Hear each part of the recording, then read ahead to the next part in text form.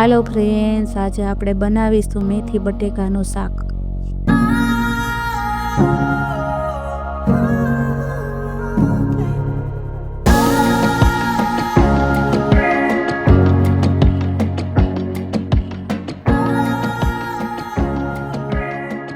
તો આપણે મેથી બટેકાનું શાક બનાવવા માટે એક વાટકો લીધો છે લીલી મેથી, અડધો વાટકો લીધા છે બટેકા। બટેટાને આ રીતના છાલ કાઢી અને આ રીતના સુધારી લીધા છે નાના નાના। એક ગાંઠિયો લસણને આ રીતના ફોલીને લીધો છે। થોડા આદુના ટુકડા આ રીતના કરી લીધા છે। એક નંગ લીલું મરચાંને આ રીતના કાપીને લીધું છે। 2 ચમચી લાલ મરચું, અડધી વાટકી લીલી કોથમીર લીધી છે। તો ચાલો શરૂ કરીએ આજની રેસીપી। હવે ખાંડેલું મરચું તૈયાર કરી લઈશું। લસણવાળું મરચું ખાંડવા માટે આ મેં ખાયણી લીધી છે। તેની અંદર લસણની કળીઓ એડ કરશું, પછી તેમાં આદુના ટુકડા નાખશું, પછી આ કાપેલા લીલા મરચાં એડ કરી દઈએ। હવે તેને થોડુંક ખાંડી લઈશું।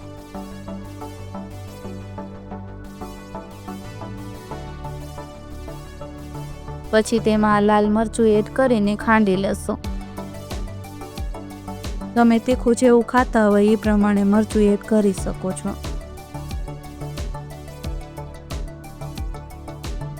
તો આ મરચું ખાંડીને તૈયાર કરી લીધું છે। તમે આ રીતના તાજું મરચું ખાંડીને શાકમાં નાખો ને તો શાકનો સ્વાદ એકદમ સરસ આવે। હવે વઘાર માટે એક પેનમાં 2 ચમચા જેટલું તેલ એડ કરશું।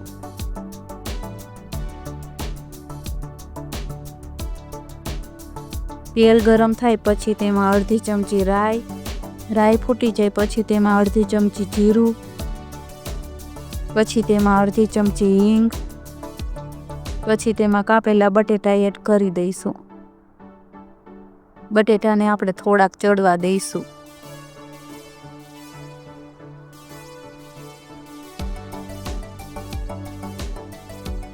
પછી તેમાં અડધી ચમચી હળદર નાખશું, 1 ચમચી ધાણા જીરું, અડધી ચમચી ગરમ મસાલો,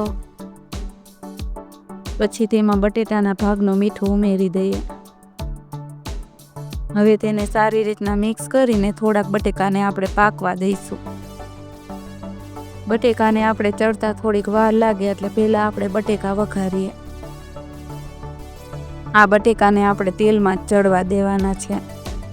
થોડીક વાર આ રીતના તેલમાં થોડીક વારે ફેરવતા રહીશું એટલે બટેકા સરસ ચડી જશે। તેમાં ચમચીક જેટલું પાણી નાખશું જેથી આપણા મસાલા બરે નહીં।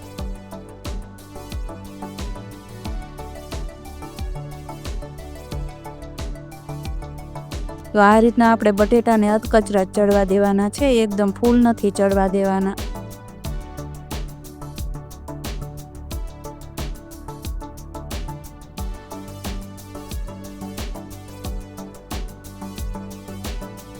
તો આ રીતના બટેકામાં ચાકુ ખૂંચાડીને જોઈશું કે બટેકા ચડ્યા છે કે નહીં।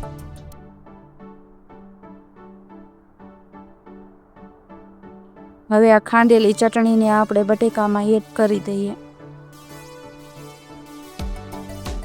હવે એને બટેકા સાથે સારી રીતના મિક્સ કરી લઈએ।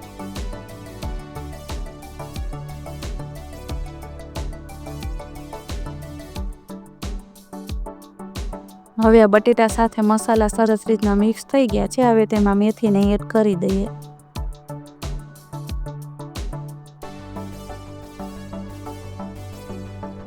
હવે તેને સારી રીતના મિક્સ કરી લઈએ।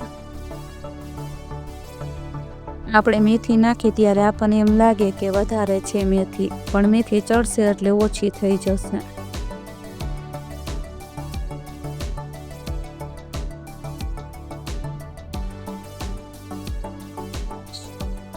હવે મેથી સરસ મિક્સ થઈ ગઈ છે। હવે તેમાં મેથીના ભાગનું મીઠું એડ કરી દઈએ। આગળ આપણે બટેટાના ભાગનું ઉમેર્યું હતું એટલે અહીંયા મેથીના ભાગનું જ આપણે મીઠું ઉમેરવાનું છે। આ રીતના બધું મિક્સ થઈ જાય આપણે મેથી અને બટેટા।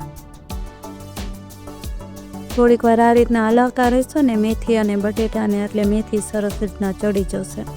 મેથીને વાર નથી લાગતી ચડતા। આ મેથી આપણી એકદમ સરસ ચડી ગઈ છે.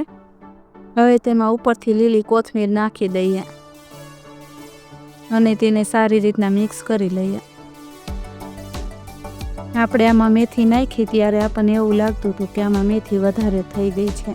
પછી આ રીતના મેથી ચડે એટલે ઓછી થઈ જાય છે. મીઠું નાખવામાં ધ્યાન રાખવાનું કે આપણને એવું લાગે કે વધારે છે. હવે બટેકા મેથીનું શાક તૈયાર થઈ ગયું છે. હવે તેને નીચે ઉતારી લઈએ. જેને મેથી ન ભાવતી હોય ને એને આ રીતના બટેકા મેથીનું શાક કરીને દેશો ને તો એ પણ ખાઈ લેશે. હવે આપણે શાકને સર્વ કરી લઈશું.